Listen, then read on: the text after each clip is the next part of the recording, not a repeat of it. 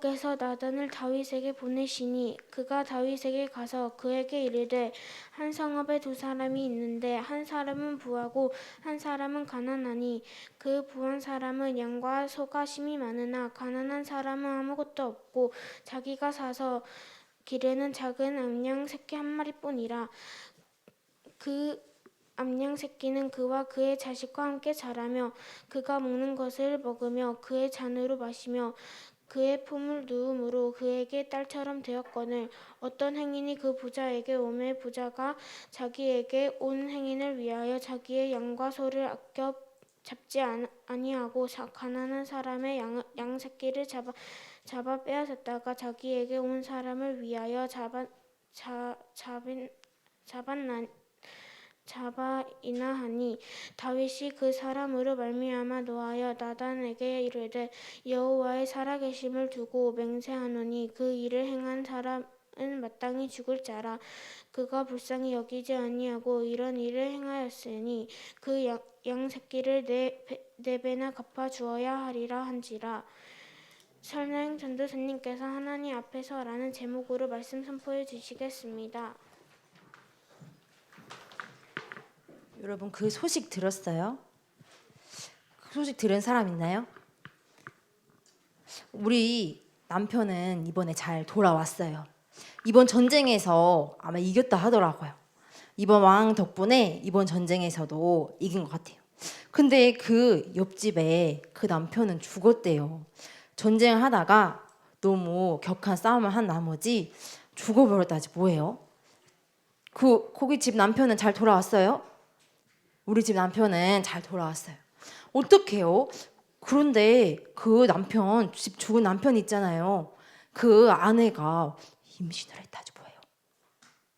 응? 그 소식 들었어요? 아이 무슨 말이에요? 남편은 어떻게 임신을 해요? 그 얘기 들었어요? 아이 그런 말 함부로 하면 안 돼요. 무슨 일이에요 이게? 아이 그 거짓말일 것 같은데요? 다른 소문 잘못 들은 거 아니에요? 아니 글쎄 우리 남편이 전쟁터에 가서 얘기해 주는데 글쎄 그 아내가 임신을 했다네요. 근데 그 애기 아빠가 왕이라는 소문이 있어요. 에? 그러면 하면 잡혀가요. 그러면 하면 안 돼요. 아니 우리 남편이 전쟁터에서 그랬다니까요. 왕이 분명히 그 남편한테 휴가를 줬는데 남편이 집에도 안 가고 그 왕궁에서 그 부하들하고 자기 군사들하고 먹고 쉬었대요. 아, 잘못 들은 걸 거예요. 그게 말이 돼요? 무슨 말이에요? 말도 안 돼. 아니라니까요. 사실이라니까요. 아니 우리 남편은 그런 말 안 하던데. 이거 비밀이에요. 이거 말하면 안 돼요. 여러분 알겠죠? 비밀이에요. 말하면 안 돼요.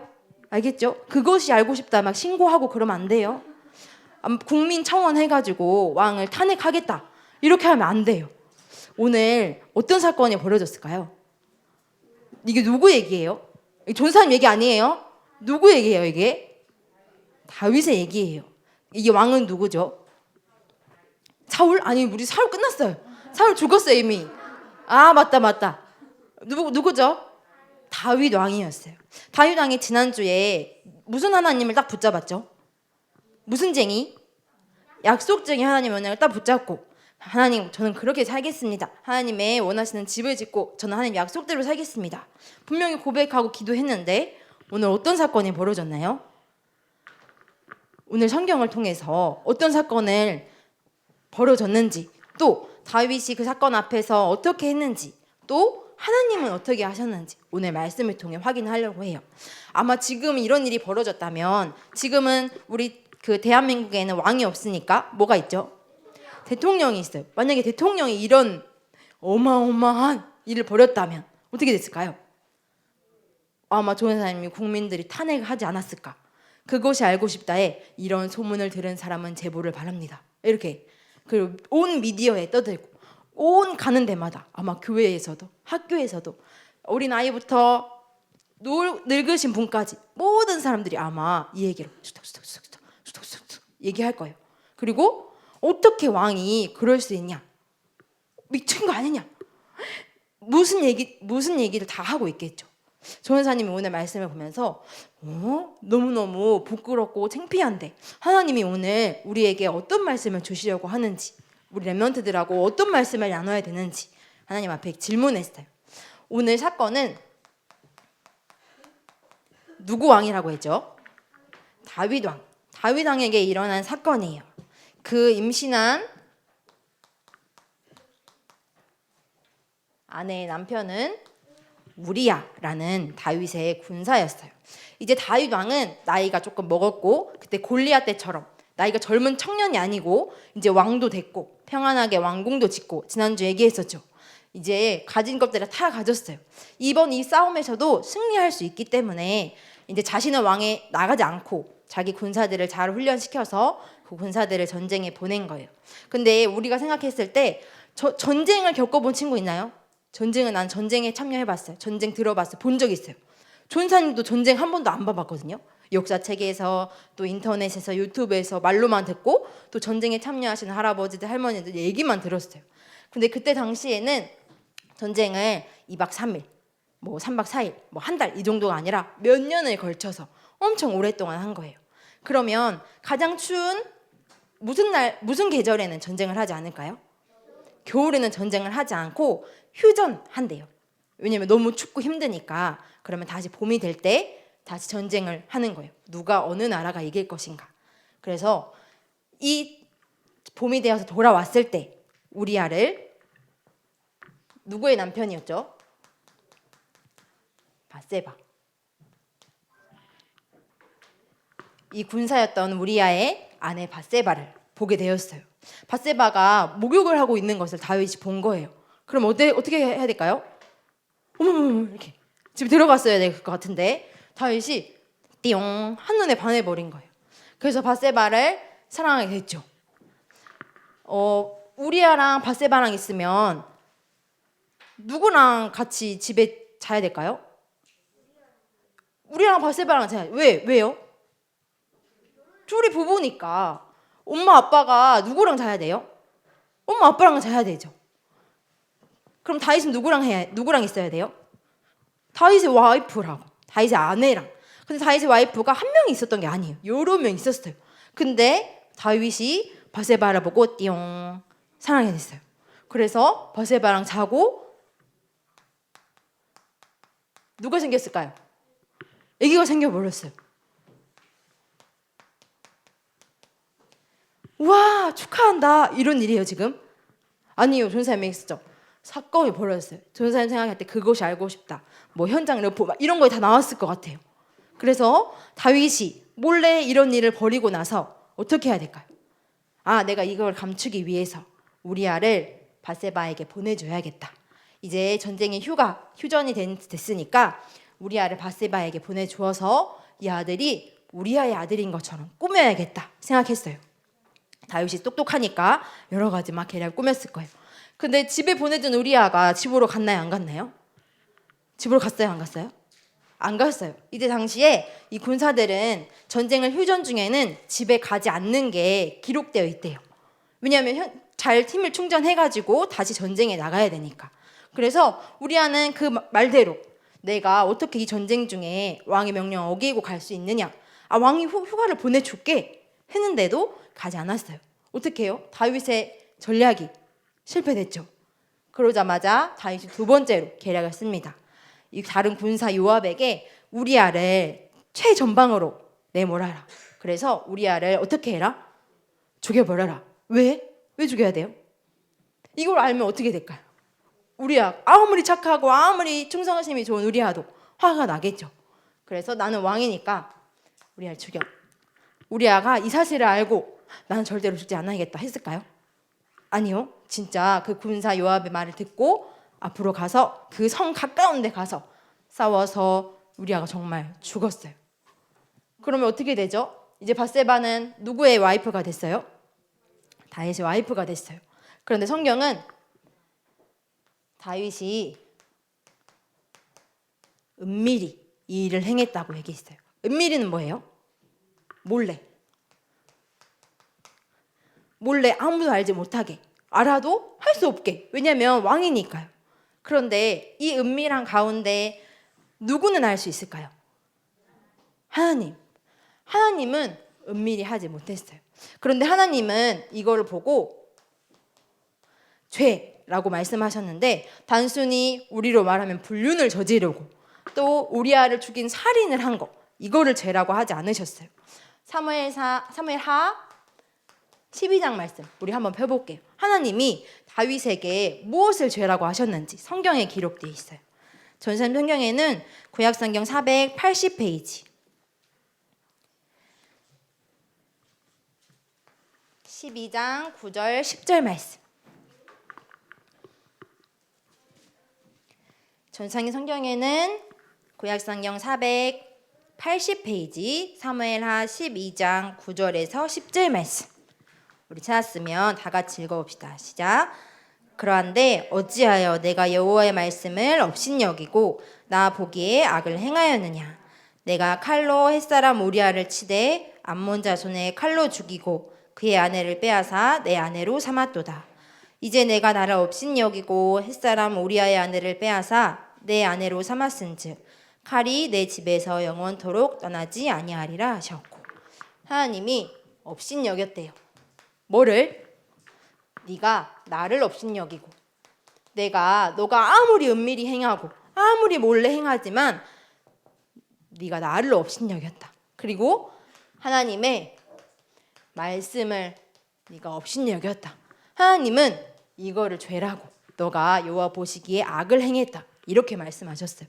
존쌤 생각했을 때는 너가 남의 아내를 취하고 사람을 죽인 거 그거 잘못했다, 이렇게 얘기하실 줄 알았는데 하나님은 내가 살아있는 거 알지 못하느냐? 네가 나의 말씀을 어긴 거 알지 못하느냐? 하나님께서 이렇게 말씀하셨어요.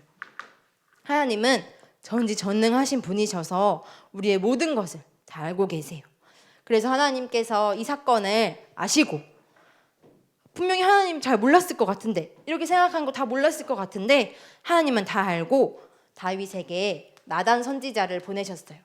그래서 나단 선지자가 이렇게 얘기합니다. 왕이시여, 이 성 중에 두 사람이 있었습니다. 한 사람은 부자였고 한 사람은 가난한 자였는데, 부자에게 손님이 찾아오자마자 가난한 자에게 있던 딱 양 한 마리 가지고 있던 그 양을 빼앗아서 그 부자에게 온 손님에게 대접하였습니다.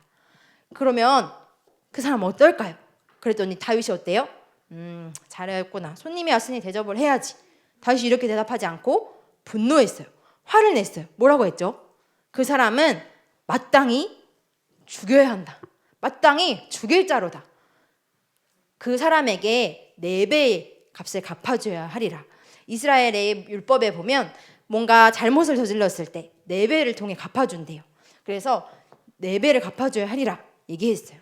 그런데 나단 선지자가 다윗에게 뭐라고 했죠? 그 사람이 바로 왕입니다. 그러면 존사의 왕이라고 하면 이 소리를 들었을 때 어떻게 했을까요? 존사가 막 상을 엎었을 것 같아요. 아, 네가 어떻게 하느냐? 네가 보안 봤느냐? 존사가 막 엎었을 것 같아요. 근데 다윗은 어때요? 바로 인정했어요. 성경 말씀 한번 보니까요. 우리 13절 읽어볼까요?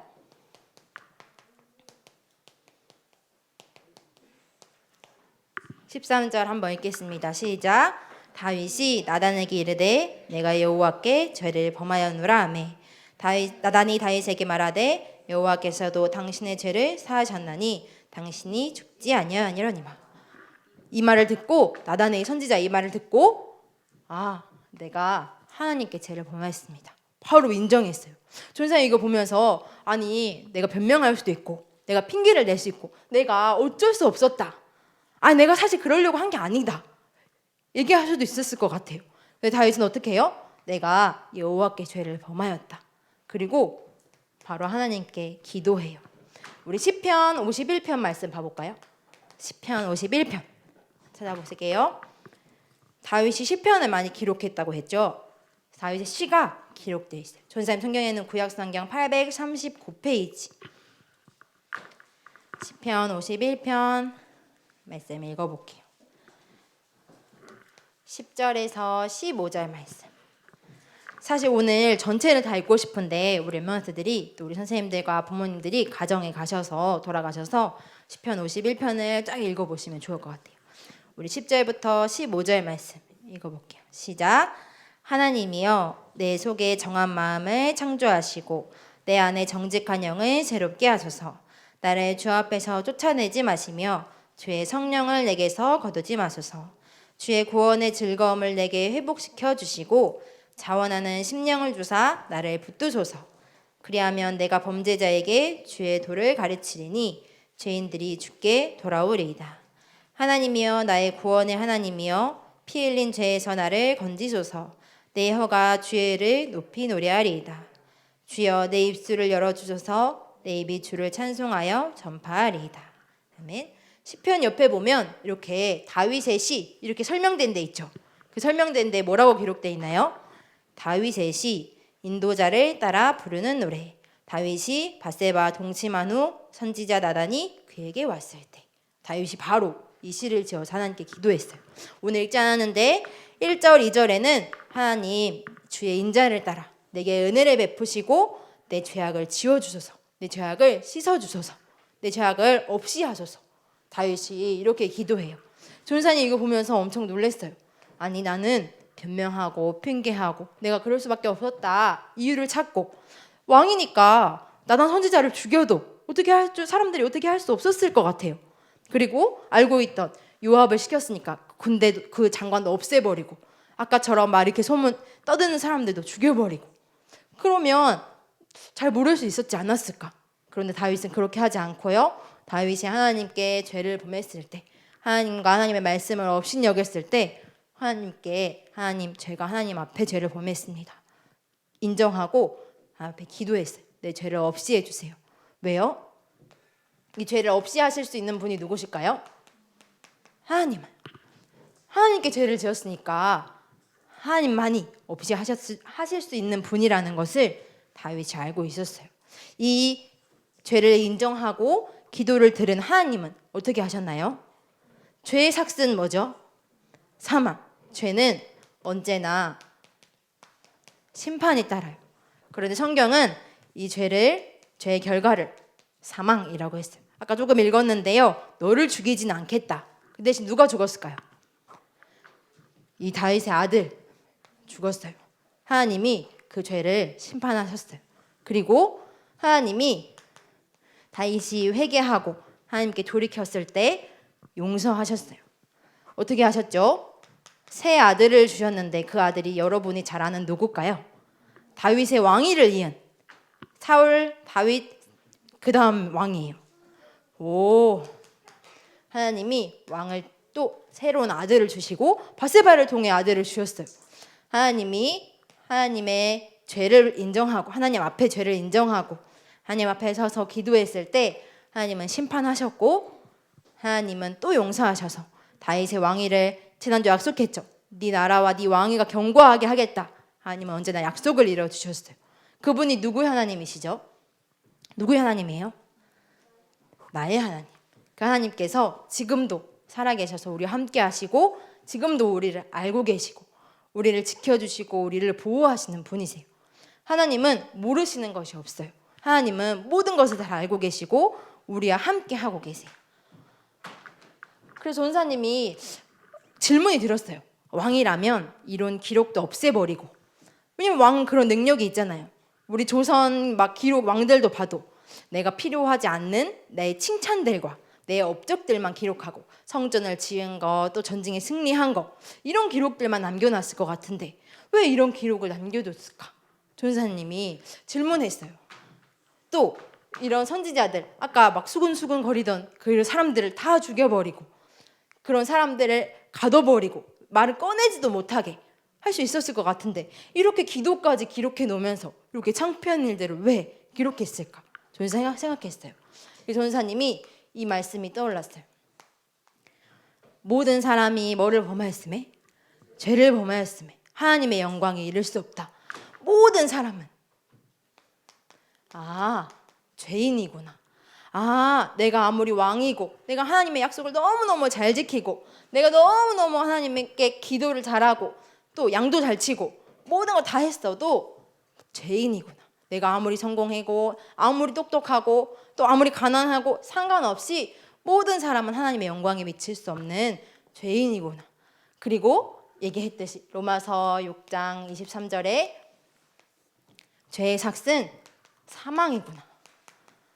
이렇게 죄 가운데 이렇게 창피하고 부끄러우고 비참한 내가 죽어야 하는데 나를 대신에 누가 대신 죽어주셨죠? 하나님께서 직접 이 땅에 인간의 몸을 입고 오셔서 나를 위해 십자가에 죽어주셨구나. 그리고 다윗이 고백한 것처럼 나에게 정직한 영을 주옵소서, 나에게 새로운 영을 창조하소서 하셨던 것처럼 하나님께서 십자가에 죽으시고 부활하셔서 승천하신 이후에 그대로 그냥 우리를 두지 않으시고 새로운 동일하신 하나님이신 성령을 보내주셔서 우리와 함께 하셔서 우리가 이렇게 죄 가운데 있을 때 우리를 가르치시고 보호하시고 인도하시고 지키시겠다고 하나님께서 약속하셨구나. 다윗이 이걸 알았던 것 같아요. 그래서 모든 사람이 하나님 아니면 안 돼. 너희가 똑똑하고 아무리 잘나고 멋지고 하나님 없으면, 하나님 만나지 못하면 모든 사람은 죄인이에요.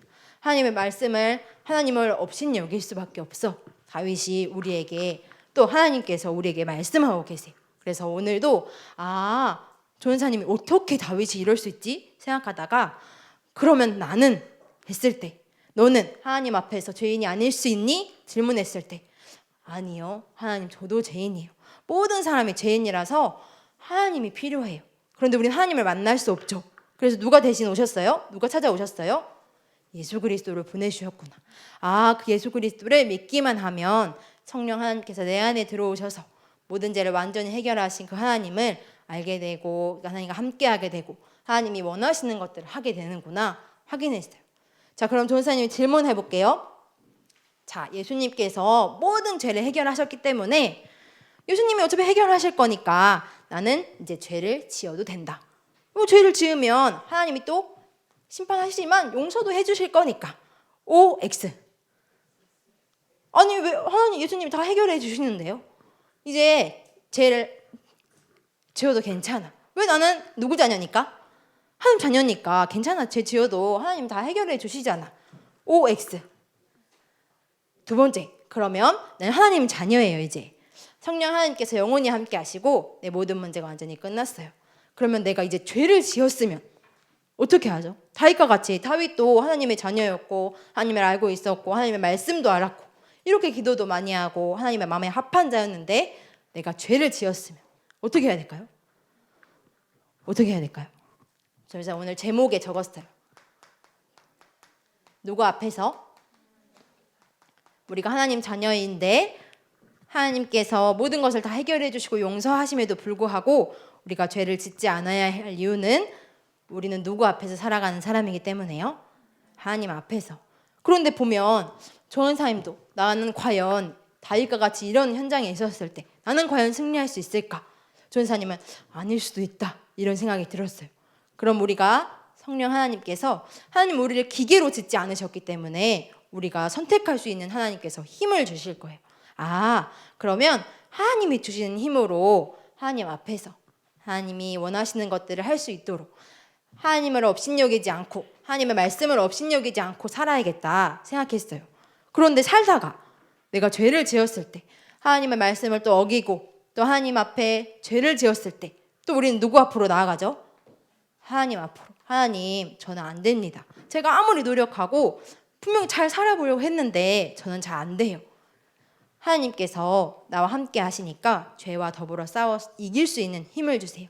죄를 선택하지 않고 하나님을 경외하고 하나님의 말씀을 사랑해서 내가 하나님 앞에 죄를 지었음을 인정하고 변명하거나 핑계대는 것이 아니라 하나님이 원하시는 것들을 말씀대로 할 수 있도록 하나님께서 힘을 주세요.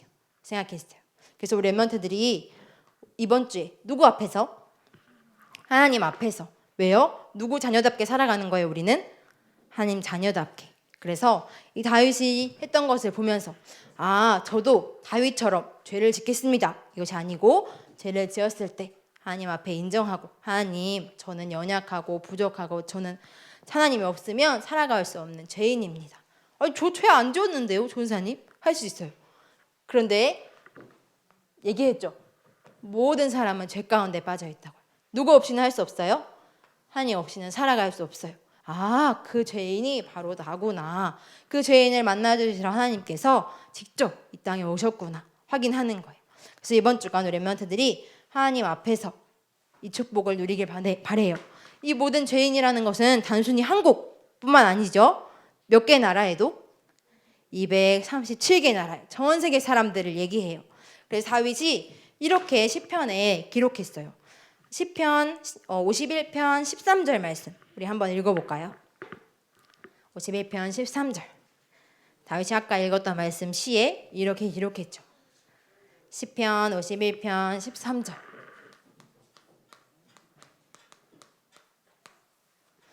우리 함께 합독합시다. 시작.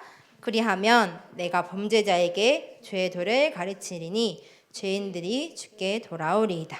아, 뉴스에 나오고 죄를 짓는 나쁜 사람들 아니라요. 범죄자, 죄인은 모든 사람, 전 세계 사람들을 의미하는 거예요. 모든 사람이 죄를 범하였음에 다윗이 죄를 지었는데 이 죄를 해결하실 수 있는 하나님의 도를, 하나님의 말씀을, 예수 그리스도의 도를 내가 전하겠다. 이게 있어요. 이걸 보고 뭐라고 할까요? 전도. 또 다른 나라에 전하는 거? 선교. 이번 주 오늘 예배는 선교 헌신 예배로 드려지고 있죠. 아, 내가 이렇게 하나님 앞으로 돌아올 뿐만 아니라 237개 나라의 전 세계 사람들이 이렇게 하나님의 도를 돌아올 수 있도록 우리가 죄인임에도 불구하고 그 전 세계에 있는 죄인들에게 이 복음을 전할 수 있는 이유는 전능하신 하나님께서 우리에게 은혜를 주셨어요. 하나님과 함께 할 수 있는 비밀을요. 그래서 전달하는 거예요. 그리고 하나님께 함께 해달라고 또 이를 대신해서 선교사님들과 선교 현장에 또 우리 랩런트들 같은 주일학교 랩런트들이 있을 거예요. 그 현장에 하나님께서 동일하게 역사해달라고 이번 주간 우리 랩런트들이 하나님 앞에서 기도하는 시간 또 하나님께 집중하는 시간 하나님의 말씀에 청종하는 시간 하나님을 경외하는 시간을 이번 주간 가지길 바랍니다. 주의 은혜가 우리 랩런트들이 현장마다 있게 하실 줄 믿습니다. 우리 함께 기도합시다.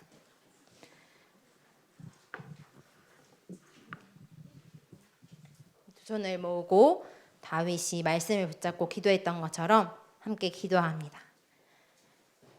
전능하신 하나님 아버지, 나 같은 죄인을 살려주신 하나님의 은혜에 감사합니다. 그리고 예배할 수 있도록 이 자리에 부르신 것 참 감사합니다. 하나님을 경외하고 하나님의 말씀을 붙잡을 수 있도록 하나님의 말씀을 붙잡고 기도할 수 있도록 힘과 은혜를 더해 주세요. 눈에 보이지 않지만 나와 함께 하시는 성령 하나님께서 나를 지켜주시고 보호하시고 인도하시고 책임져 주세요. 이 비밀이 237개국 전 세계 현장에 증거될 수 있도록 주님께서 성령으로 역사해 주세요. 선교 현장과 선교사님과 교회와 우리 주일학교 랩런트들 위에도 하나님의 나라가 이루어지게 해주세요. 모든 문제 해결자 되신 예수 그리스도 이름으로 기도합니다. 아멘.